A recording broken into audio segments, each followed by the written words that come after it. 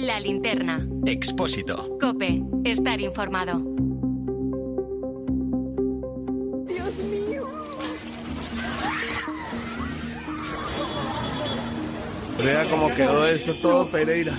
Vámonos, que esto te va a caer muerto. Ahora que...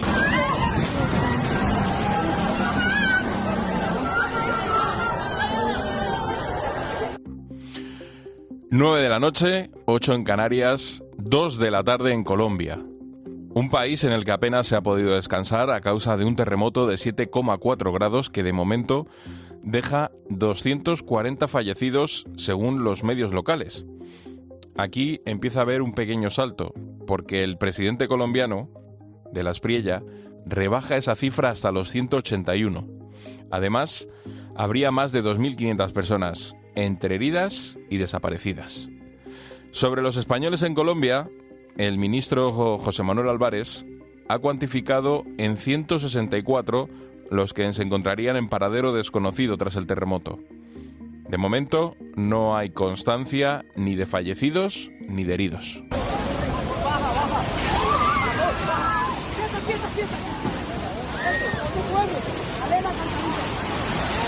El epicentro del terremoto se sitúa en San José del Palmar, en el departamento del Chocó, a unos 240 kilómetros al oeste de la capital, de Bogotá.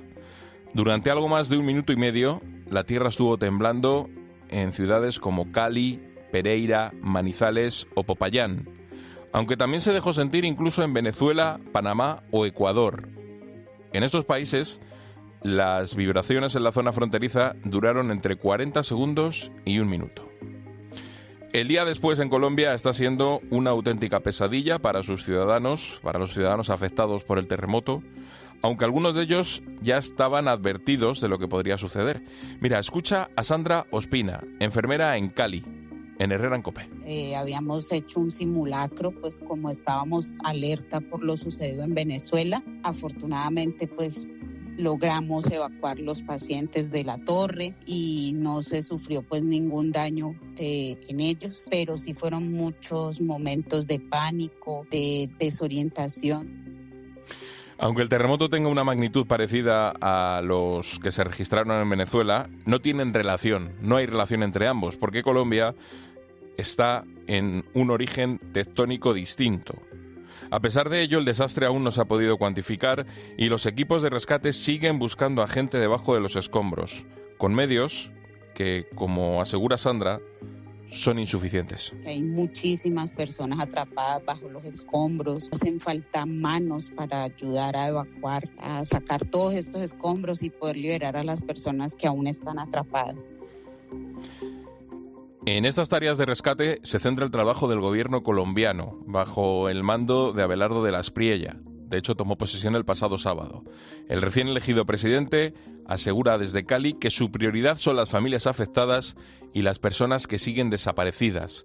Desde hoy hay más de 1.000 efectivos trabajando en labores de rescate en distintas ciudades y evitando sobre todo que se produzcan saqueos. Es la otra realidad a la que están enfrentando durante estas primeras 24 horas. Ya tenemos en la ciudad de Cali 228 rescatistas y los caninos que nos van a ayudar en esa búsqueda de los desaparecidos. 105 ingenieros militares. Hay un fenómeno bien particular que ha ocurrido desde el momento en que se presentó la tragedia y es que ha habido saqueos y problemas de orden público. Por tanto, al amanecer tendremos en la ciudad más de 1.000 hombres protegiendo y resguardando la ciudad para evitar desmanes. Los comunicados de apoyo al pueblo colombiano se han ido sucediendo en las últimas horas. El Papa León XIV ha enviado un telegrama al arzobispo de Cartagena y presidente de la Conferencia Episcopal de Colombia, Francisco Javier Munuera Correa, en el que se muestra profundamente apenado y pide fortaleza espiritual y esperanza para el país. Esta noche en La Linterna vamos a tratar de responder unas cuantas preguntas. ¿Cuál es la situación ahora mismo en Colombia 24 horas después del terremoto? ¿Cómo es la orografía donde se ha producido el seísmo? ¿Qué relación hay con el terremoto que hace 27 años dejó más de 1.000 muertos? ¿Qué se ha sacado de ese terremoto? ¿Qué aprendizaje se ha sacado? Hoy en La Linterna hablamos del terremoto en Colombia.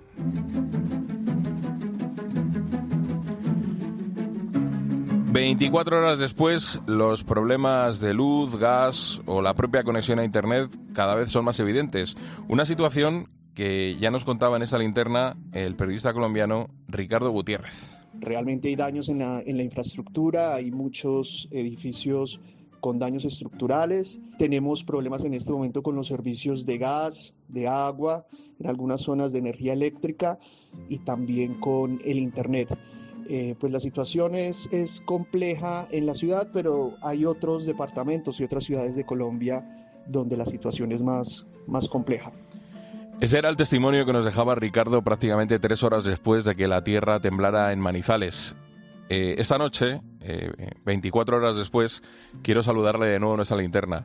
¿Qué tal, Ricardo? ¿Cómo estás? Hola, muy buenas noches para ustedes. Bien, superando esta situación, todavía, digamos, en shock.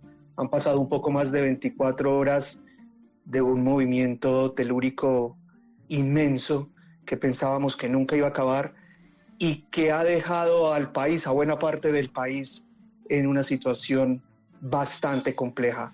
En Manizales, en lo particular, que es donde me encuentro, hoy hemos tenido intermitencia en el servicio de Internet y de teléfono fijo, también de la señal móvil, pero se restableció hace una media hora, por lo que puedo salir a esta hora cuando en Colombia son las 2:07 p.m. en vivo para la cadena COPE. Ricardo, lo primero, 24 horas después, me imagino que ahora todo se estará centrando en las labores de rescate, ¿no? Así es. Sobre todo en las ciudades de Cali y de Pereira. En Manizales en lo particular, hoy el énfasis es en remover escombros. Hay por lo menos 60 colapsos o parciales o totales de edificaciones, algunos de edificios, y hoy hay más de 100 ingenieros estructurales revisando edificios que puedan presentar fallos para informarles a las personas que viven allí si pueden volverlo a habitar o no. Hoy comentaba el alcalde de la ciudad, Jorge Eduardo Rojas, que esta labor va a demorar por lo menos un mes y medio y que se va a requerir apoyo de otras ciudades. Pero esta es la situación de Manizales, donde yo estoy. La situación en Pereira y en Cali es mucho más complicada. A esta hora, pues ya se confirma que hay más de 230 muertos en el país, la mayoría de ellos, por lo menos el 80%, en estas dos ciudades donde no hay todavía servicios públicos conectados. En lo particular tengo personas en Pereira con las que no me he podido comunicar hoy más de 24 horas después del sismo. Y no tienen agua, no tienen gas, no tienen, por supuesto, internet. Las compañías móviles han anunciado que los problemas hay en 6 departamentos, pero están enfocados en Risaralda, cuya capital es Pereira, y en el Valle del Cauca, cuya capital es Cali. En esas zonas están intentando rescatar personas con vida. La última persona que rescataron entre los escombros con vida en Manizales fue ayer, y era la última que parecía que quedaba en esas circunstancias, y fue una mujer de 18 años. Pero en Cali y en Pereira están concentradas las labores de rescate porque la situación es mucho más compleja y hay muchas más edificaciones en el piso. Anoche cuando hablábamos, comentábamos que el seísmo se había dejado sentir hasta en 9 departamentos, ¿no? En todos esos departamentos del eje cafetero. 24 horas después, ¿cuáles son los lugares más afectados? O sea, el lugar donde ahora mismo se estén concentrando prácticamente todos los esfuerzos para saber si sigue habiendo muertos, si sigue habiendo supervivientes. Me hablas de Cali y de Pereira, pero preocupaba mucho las zonas rurales, ¿no? Así es. Por la profundidad del terremoto se percibió no solo en 9 departamentos, en Colombia se percibió en todo el país, en 28 departamentos, el país tiene 31, y se percibió en Ecuador, Venezuela, Panamá y creo que por primera vez en Brasil, en Manaus, la capital del Amazonas brasileño, que está a más de 2.000 kilómetros del epicentro. Los especialistas explican que es por la profundidad lo que hace que las ondas del terremoto se muevan a más distancia. En el país en particular, aunque los focos están en Cali y en Pereira, hay mucha preocupación por el departamento del Chocó. Allí fue donde se originó el terremoto, y la razón es porque el departamento del Chocó es uno de los departamentos con peores canales de comunicación. Es un departamento que está en la selva y es un departamento que está ubicado en gran parte en el tapón del Darién, que es una selva casi impenetrable que queda entre Colombia y Panamá, y es donde, por ejemplo, no hay carretera panamericana. La carretera panamericana viene desde Alaska hasta Tierra del Fuego, y el único lugar donde no hay vía es en este tapón del Darién, por ser una selva. Dadas las condiciones de este departamento, es muy difícil comunicarse, solo hay un par de carreteras no en buenas condiciones, y las señales móviles no son buenas, y evidentemente con esta tragedia pues se han caído. Entonces hoy hay mucha preocupación por el Chocó, porque todavía no hay claridad, hay indicios, pero no hay claridad sobre lo que ha sucedido en el Chocó, que además es una de las zonas con menor ingreso per cápita del país. Pues Ricardo Gutiérrez, colega periodista en Manizales, nos atendía ayer, 3 horas después del terremoto, nos daba las primeras informaciones, los primeros reportes aquí en La Linterna, y 24 horas después hemos querido llamarle para que nos cuente cuál es la situación del país. Muchísimas gracias, Ricardo, y seguimos en contacto. No, a ustedes gracias por el interés y por dejar ver la situación que vivimos en Colombia. Y un último dato, pues, que creo que lo tienen, y es que hay 164 españoles de los cuales todavía no hay información en este momento. Esperemos que todos estén bien. Muchas gracias y saludos. Gracias, Ricardo. Como ocurrió en los terremotos de Venezuela, las primeras 72 horas son claves para encontrar a las personas que siguen bajo los escombros. Aunque dentro de la tragedia siempre hay lugar para rescates que podríamos calificar de milagro. Ojo con esta pared, muchachos. Es el rescate de un bebé de 6 meses y de su madre de entre los escombros de un edificio en Cali. Los rescatadores se agolpan en torno a un boquete. Hay uno de ellos que está dentro y va sacando al niño y va sacando a la madre. Los equipos de rescate tienen ahora una ventana para trabajar contrarreloj, para identificar cualquier sonido o cualquier movimiento que les indique que todavía hay personas bajo los escombros. Ese trabajo lo conoce perfectamente Alfonso Parada, que es oficial responsable del Consorcio de Bomberos de la Diputación de Málaga y que participó en las labores de rescate hace prácticamente 2 meses del terremoto de Venezuela. Alfonso, ¿qué tal? Buenas noches. ¿Qué hay? Buenas noches. Oye, lo primero, gracias por atendernos. Para nada, gracias a vosotros. En una situación como esta, las primeras 72 horas son vitales. ¿Por qué?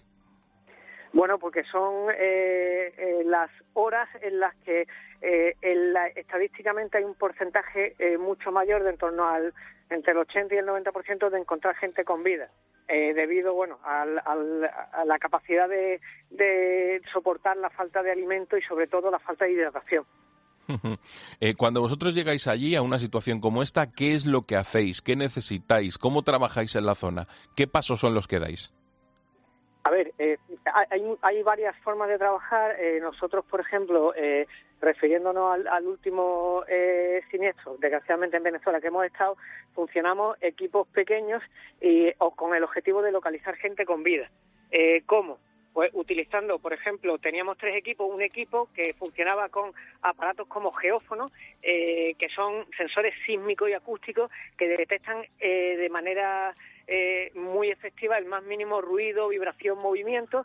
Luego un equipo dotado con un técnico y un perro para detectar también, hacer barridos por las zonas de colapso y detectar también siempre personas con vida. Y luego, por último, un equipo con un piloto y un dron para aquellos sitios más inaccesibles, poder acceder con el dron y, facilitar esa tarea de localización y posterior rescate de las víctimas. Cuando se os ve trabajar en estos primeros momentos, hay algo que llama mucho la atención, que es que vayáis pidiendo silencio. Sí, pues por lo mismo que les estoy indicando. El equipo de geófonos está formado por 3 sensores que son muy, muy, muy sensibles, tanto a la vibración como al sonido. Entonces es vital que haya silencio. ¿Por qué? Porque nosotros hacemos una llamada inicial golpeando nosotros mismos la estructura para que la persona que se encuentra atrapada, digamos, replique o imite esa llamada y nosotros localizar sonidos que tengan que sean regulares, que tengan una intencionalidad. Entonces, para detectar esos mínimos ruidos necesitamos un silencio absoluto en la zona, porque si no se mezcla, nos pueden confundir y podemos pasar a algún sonido que venga o que provenga de esa persona que está atrapada. Y desde la ignorancia, Alfonso, ¿vosotros cómo os coordináis? Porque, claro, me imagino que cuando se produce una de estas tragedias llegáis equipos de muchos países. No sé si llegáis a un punto concreto donde alguien os destina y desde ahí os repartís las zonas. ¿Cómo funciona eso? Bueno, a nivel internacional estamos ya previamente coordinados para ir al lugar. Una vez que llegamos al lugar siempre nos ponemos a disposición de los mandos de la zona que nos van redirigiendo a las zonas que se encuentran en los edificios, en este caso las estructuras colapsadas, y van repartiendo los equipos por las diferentes zonas. Una vez llegamos a las diferentes zonas, pues se va señalizando las zonas que hemos con una nomenclatura que ya está previamente normalizada.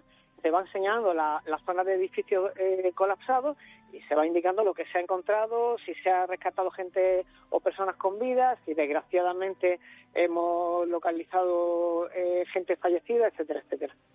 Y una vez que llegáis y ese georradar o ese perro señala un punto, ¿qué es lo que hacéis? Porque claro, eso es una montaña de escombros. Tocar cualquiera de esas piezas puede provocar un derrumbe. ¿Qué es lo que hacéis en ese instante? ¿Cómo habláis con la víctima? ¿Qué le recomendáis? ¿Qué tiene que hacer? Bueno, una vez que se localiza una víctima, depende del equipo que vaya, solicitamos ayuda y se comienzan las labores de rescate. Son muy complicadas y también está todo muy normalizado porque cualquier movimiento que hagas en las estructuras que están o que pueden estar muy, muy inestables, incluso tenemos que prever las posibles réplicas, pues se hace un estudio y se comienza el rescate de la víctima, en este caso que está bajo los escombros. Los mismos sensores que le indico tenemos herramientas como cámaras con unos alargos por fibra óptica y demás que tienen también altavoces y micrófonos para poder interactuar en la medida de lo posible con la víctima, poder tranquilizarla, poder indicarle que estamos trabajando, poder indicarle que los sonidos, los ruidos que está escuchando son trabajos para llegar a ellos y poder rescatarlos y en cierto sentido tranquilizarlos. No deja de ser muy complicado, no parezca que, como explico, la situación es sencilla, pero bueno, se van utilizando las herramientas que tenemos para llegar a la víctima e intentar sacarla con la mayor seguridad posible y lo más rápido posible. Alfonso, ¿en cuántos rescates como este de Colombia has participado? Bueno, en este caso ha sido mi primer... hemos estado en otras catástrofes, sobre todo por temas de agua, inundaciones como de Valencia.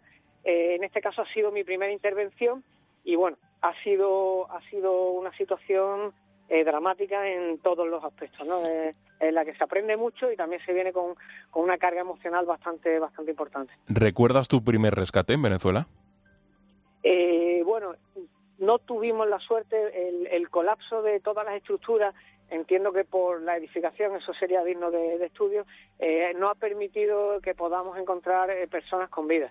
Sí es verdad que hemos tenido muchas intervenciones, hemos limpiado buscando personas con vida en muchos lugares de Venezuela, pero no tuvimos la suerte de localizar a nadie con vida, desgraciadamente.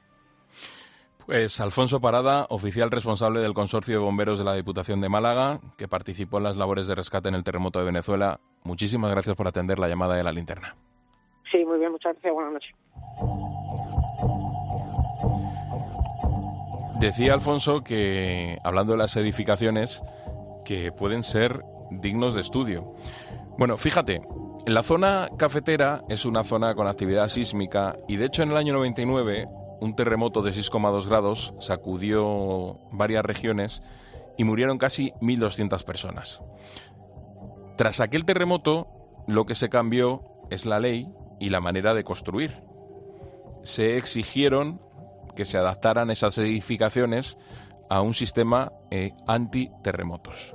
Bueno, pues vamos a hablar con Juliana Muñoz. Ella tiene un estudio de arquitectura en Pereira y actualmente desarrolla su carrera profesional entre Pereira y Madrid y se conoce perfectamente la zona. Juliana, ¿qué tal? Buenas noches. Hola, muy buenas noches, ¿cómo estás? Mira, creo que tú estás en permanente contacto con una persona con la que trabajas allá en Pereira, que es tu colaboradora, Diva Villa, y ella te está enviando las fotos, ¿no?, de los edificios y de las cosas que está viendo allí, ¿no? Es correcto. Actualmente tenemos dos acciones que estamos realizando paralelas. La primera es a través del filtro profesional, en donde diferentes profesionales aquí en Madrid estamos haciendo un primer filtro visual. Por supuesto, no es un diagnóstico estructural, no sustituye esta visita presencial, pero nos permite identificar estas señales de alarma y priorizar los casos que necesitan una revisión urgente. Es en este momento, después de este primer filtro, que lo compartimos con los profesionales colaboradores que tenemos en Pereira y en Manizales. Tenemos por un lado a Diva Villa, arquitecta, que está realizando las visitas en Pereira, y en Manizales tenemos a el ingeniero civil Daniel Giraldo, que también está empezándose a desplazar. El objetivo es un poco identificar esas primeras viviendas que tienen urgencia y hacer el filtro y la comunicación inmediata con bomberos para que ellos realicen la visita pertinente y apropiada. ¿Qué es lo que te estás encontrando en esas fotos? ¿Cómo están los edificios? Están muy afectados, tenemos muchas viviendas que están en colapso total, sobre todo muchas en colapso parcial. Hay unas estadísticas bastante altas y podemos identificar que la zona de centro justamente está bastante afectada. Y me gustaría justamente mencionar que en la ciudad de Pereira tenemos una situación que no es un hecho aislado. Como le mencionaste, en el terremoto del 99 ya identificamos una problemática grande, y es que debajo de Pereira y del centro de Pereira tenemos una quebrada de 5 kilómetros de distancia que pasa por debajo del centro de la ciudad y que fue completamente canalizada, y que si bien le han hecho reparaciones durante los años, el daño principal y la afección principal no se le ha hecho caso y no se han hecho cambios importantes. Entonces yo creo que estamos en un momento importante para abrir una nueva discusión sobre cómo estamos construyendo y gestionando ese riesgo en Pereira. Tras el terremoto del año 99, con esas 1.200 víctimas, el gobierno colombiano decretó una ley para la construcción y, en cierta medida, se preparaba, ¿no?, a esos edificios de nueva construcción para posibles terremotos. ¿En qué consiste esa preparación? ¿Qué tienen esos edificios que no tengan otros? Es correcto, se hizo una nueva normativa sísmica para que los edificios de en adelante la cumplieran, sobre todo para reforzar las estructuras mucho más. Estamos hablando de que los ingenieros civiles además tenían que empezar a generar diseños específicos que vincularan también un estudio de suelos y que las estructuras siempre respondieran a las necesidades del terreno. Esto antes no sucedía, entonces fue un cambio importante. ¿Y eso puede haber salvado vidas en ese terremoto? Sin duda alguna lo hizo, y lo podemos ver en varios edificios actuales que no presentaron daños en su estructura, edificios aporticados en estructuras de concreto, por ejemplo, que están completamente intactos en varias zonas de la ciudad, y de hecho aquellos edificios en el centro de la ciudad que colapsaron eran edificios anteriores al 99. ¿Y ahora cuál es el proceso? Después de esa evaluación se determina si el edificio se tiene que tirar o no se tiene que tirar, ¿no? Y a partir de ahí pues se decide si se construye o no, ¿no? Es correcto. Afortunadamente tenemos un protocolo bastante claro en la ciudad de Pereira y somos una ciudad que a través de la participación ciudadana hemos podido construir muchos edificios, de hecho solamente como comunidad. Por lo tanto, creo que eso es lo que va a suceder. Vamos a hacer un proceso muy específico y esperamos que justo podamos, estas problemáticas que arrastramos desde el pasado, las podamos solucionar realmente en este momento. Pues a ver si ocurre algo parecido a lo que ocurrió después de ese terremoto de 1999, en el que se articuló una nueva normativa para las construcciones antisísmicas, y es una buena oportunidad, ¿no?, para reforzar estos protocolos.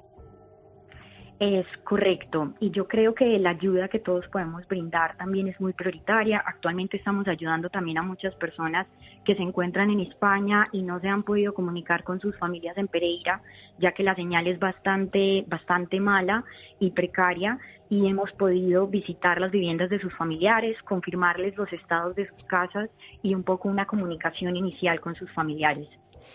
Pues Juliana Muñoz, arquitecta de Pereira, que actualmente desarrolla su carrera profesional entre Madrid y la ciudad colombiana. Muchísimas gracias por atender la llamada de La Linterna. Gracias a ustedes.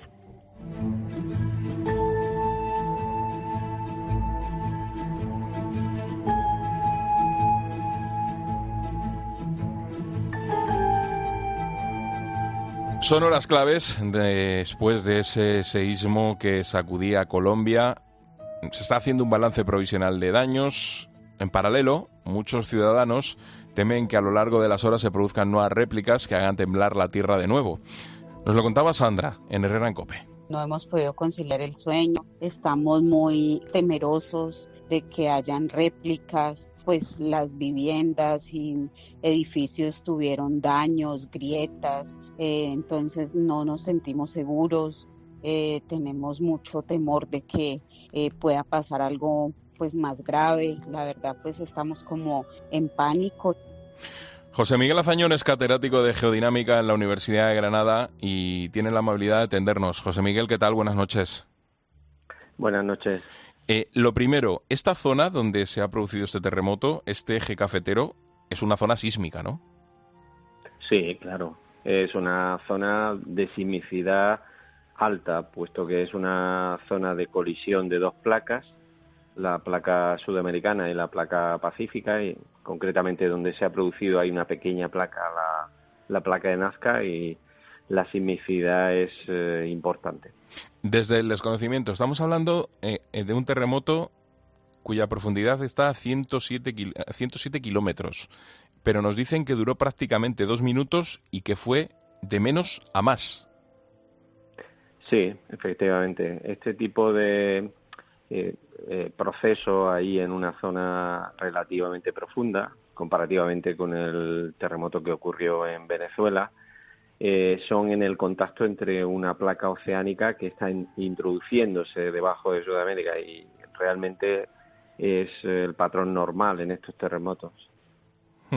Y siempre se dice, ¿no?, que a mayor profundidad no tiene por qué ser tan fuerte, ¿no? Pero aquí los 7,4 grados es una cifra importante. Sí, en realidad un terremoto de 7,4 es un terremoto muy importante, con mucha energía liberada.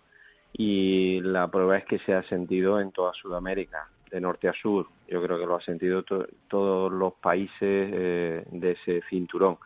Lo que pasa que efectivamente al estar a 110 kilómetros hay una diferencia muy clara con respecto al de Venezuela, puesto que la intensidad que serían los daños o cómo percibe la población ese terremoto no es lo mismo que un terremoto que esté a 10 kilómetros. En el caso del terremoto de Colombia, las aceleraciones son 3 o 4 veces inferiores a la del terremoto de Venezuela, por la profundidad básicamente. Y el hecho de que tiemble durante tanto tiempo la Tierra, no sé si es habitual, porque hablan de incluso más de 2 minutos en algunas zonas. Sí, el tiempo en este caso es un poco largo. Normalmente un terremoto ya largo lo consideramos a partir de 1 minuto, y aquí ha durado el doble. Además, yo he podido ver diferentes vídeos y se ven llegadas de frentes de ondas superficiales distintos, con lo cual eso no es tan habitual, ¿eh? Entre 1 y 2 minutos es verdad que estamos hablando de un terremoto muy largo. Y el hecho este de que haya durado tanto tiempo, ¿quiere decir que luego puede haber más réplicas, o las réplicas no tienen nada que ver y es por otras cuestiones? No, las réplicas son porque hay zonas, cuando se produce un terremoto hay una liberación de energía, por tanto hay determinadas zonas del contacto que se liberan y producen el sismo, pero al mismo tiempo hay otras que se cargan, que están al lado. Entonces la liberación posterior de energía en esa otra zona es la que produce la réplica, o sea que aquí no hay una relación directa. Y para aclarar todo, esto no tiene nada que ver con el terremoto de Venezuela, no están relacionados, evidentemente, ¿no? No están relacionados. Bueno, cualquiera podría pensar eso, ¿no? Porque han sido 45 días entre uno y otro, pero los contextos son completamente distintos. En el caso del terremoto de Venezuela es un terremoto que se produce en la corteza, a 10 kilómetros. Aquí estamos hablando de un terremoto entre dos placas, una placa oceánica, una placa continental, a 110 kilómetros. Y cierto es que están muy cerca, bueno, no tan cerca, a 1000 kilómetros de distancia entre uno y otro.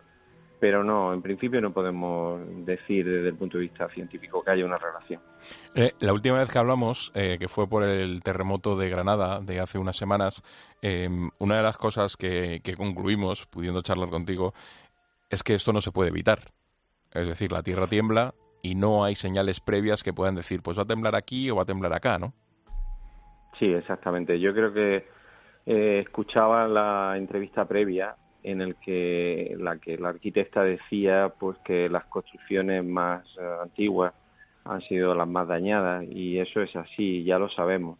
Los terremotos ponen a prueba las construcciones y necesitamos que haya una norma sismorresistente que existe, que se aplica en España y en otros países, y que evita el que los edificios, aunque se dañen, lleguen a colapsar. Es que no sabemos ni dónde ni cuándo se va a producir el siguiente, y es lo único que podemos hacer. ¿Y este 2026, desde el punto de vista sísmico, cómo está siendo? ¿Está siendo un año complicado? Desde el punto de vista sísmico, está habiendo terremotos de alta magnitud, en este caso destructivos, porque están ocurriendo en Sudamérica, pero yo siempre digo que estos terremotos de alta magnitud ocurren normalmente. Lo que pasa es que cuando ocurren en países como Japón, que hubo hace poco uno de 7.3, en realidad está preparado y no es noticia porque no se producen grandes daños, o si los hay, no hay víctimas detrás de los daños. Pues José Miguel Azañón, catedrático de Geodinámica de la Universidad de Granada, muchísimas gracias, como siempre, por atender la llamada de la linterna. Me ha quedado muy clara la clase. Muchas gracias, un placer atenderos. Gracias, José Miguel. Pues seguimos pendientes de ese terremoto de 7,4 grados que ha sacudido Colombia. El sismo ha golpeado de lleno en el oeste del país.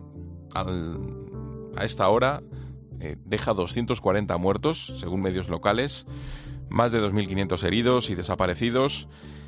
Lamentablemente las cifras van a seguir aumentando a medida que pasen las horas, y ahora todo el mundo está concentrado en esa ventana de 72 horas en las que todavía los rescates son posibles. En eso es en lo que se están buscando los rescatadores, y eso es lo que mantiene el hilo de esperanza en el país.